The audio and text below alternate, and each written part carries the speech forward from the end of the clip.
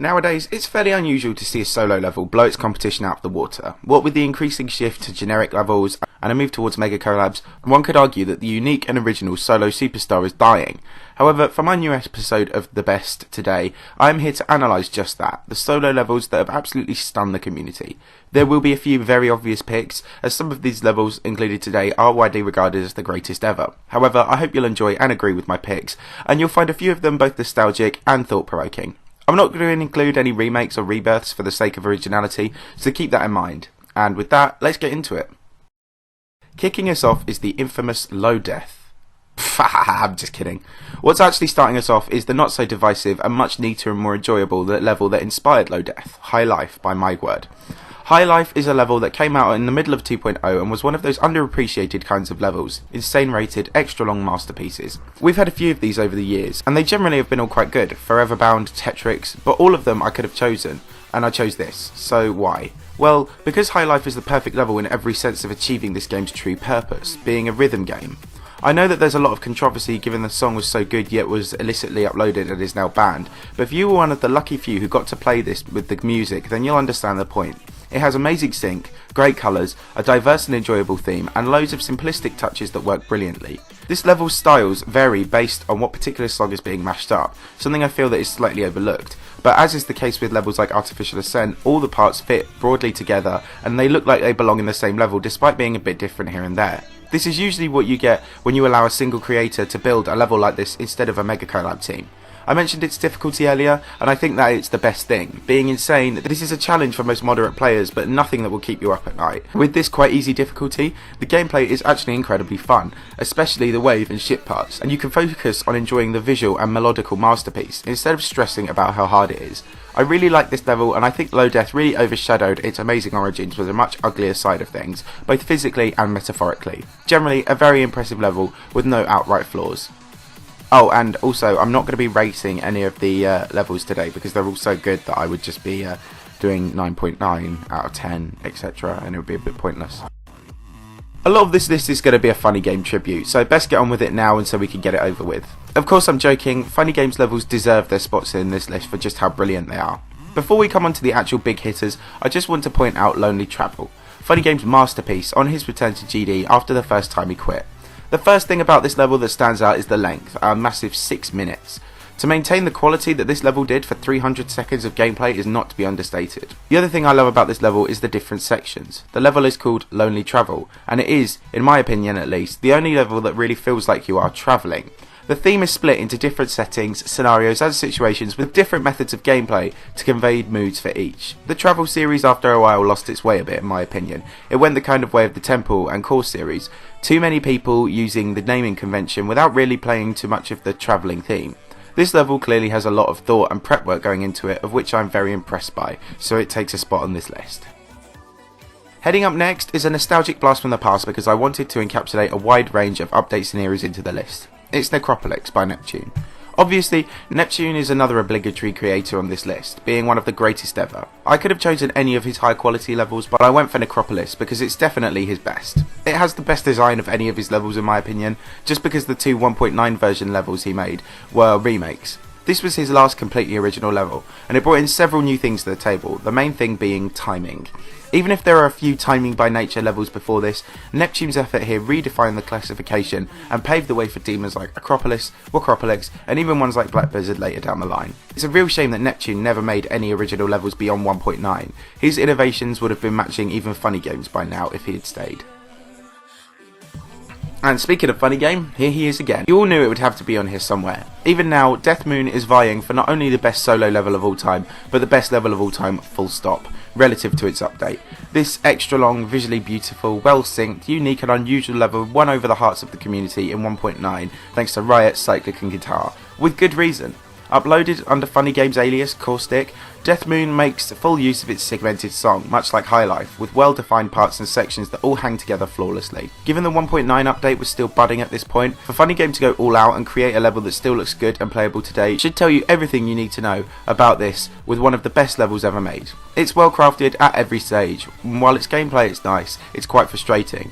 As far as easy demons go, This is a learning curve for new players. It's much longer than your run-of-the-mill easy demon, and so provides a challenge to new players as much as it does enjoyment to existing ones too. A near flawless level, although sadly now it is starting to show its age a tad. And so, from one generation to another, we have Death Moon but stronger. Reanimation is also widely regarded as one of the best levels ever and within the top 3 levels of the 2.0 update.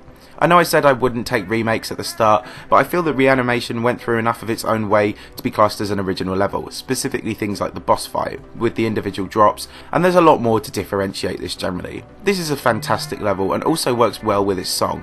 Terron did well to keep subtle similarities in structure to Death Moon while making the more obvious aspects of the gameplay a bit different and more out there.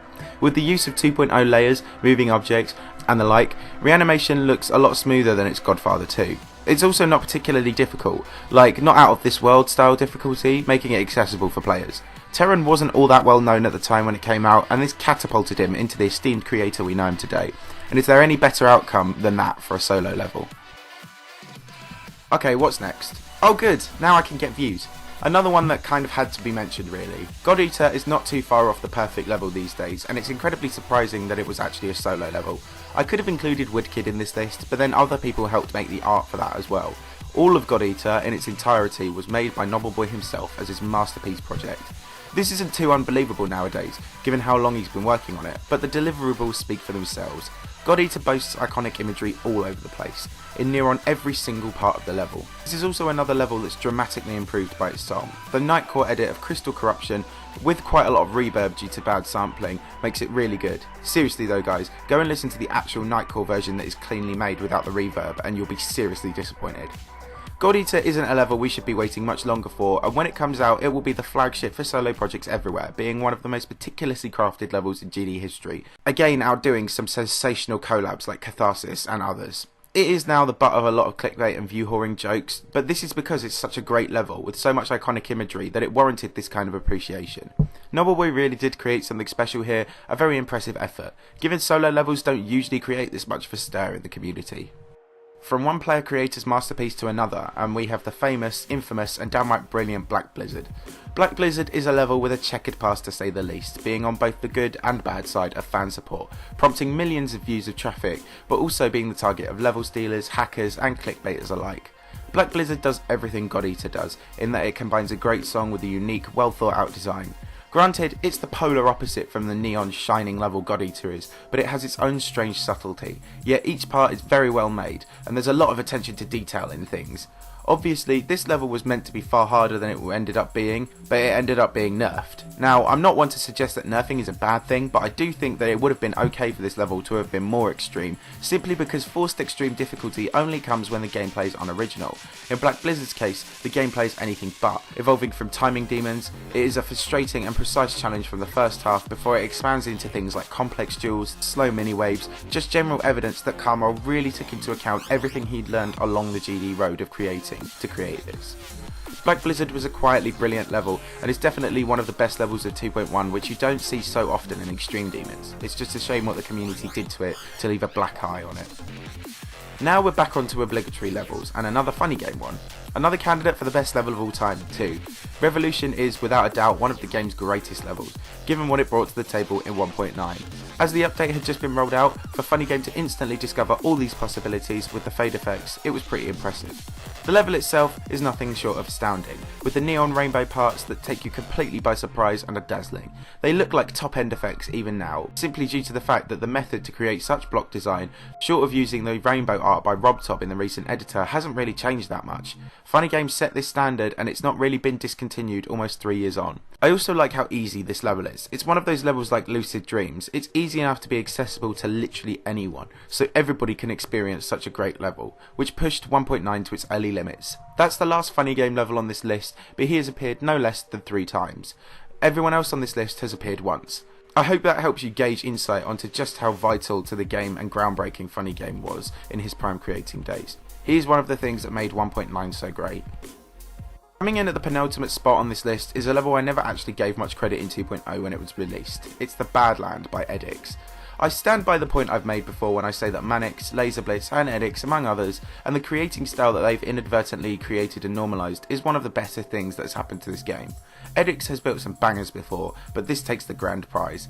I think a lot of people would have had Sirius somewhere in this list, but I think the Badland is a better example of a creator expanding their own style with intuitive things and generally delivering a great finished product. The level is a great length and has loads of varied gameplay, as well as cool animations and the boss which sticks with you for a fair amount of time while playing. Despite trying quite a few different things, the level remains neat and extremely well presented throughout, and though I personally am not a fan of the song, it syncs up and segments it very well. Great gameplay, great design and great sync, just a great overall solo level. And now for the grand finale, and if you thought this one wasn't coming, all I can say to you is what the fuck. Another one I simply cannot avoid, as well as another creator I certainly cannot avoid. It's Serponge's ultimate masterpiece, Mastergame. The most ambitious, detailed, diverse and unique level in GD's history. Why? Because Mastergame works as its own functioning game. Stemming from Serponge's love of finding ways to weave other game systems into his Game series, combined with his growing ambitions to become a game designer, Mastergame combined the best of both worlds. Not only does it include various game themes like The Legend of Zelda, but it combines features nobody could have thought possible in GD's editor, aside from the man himself.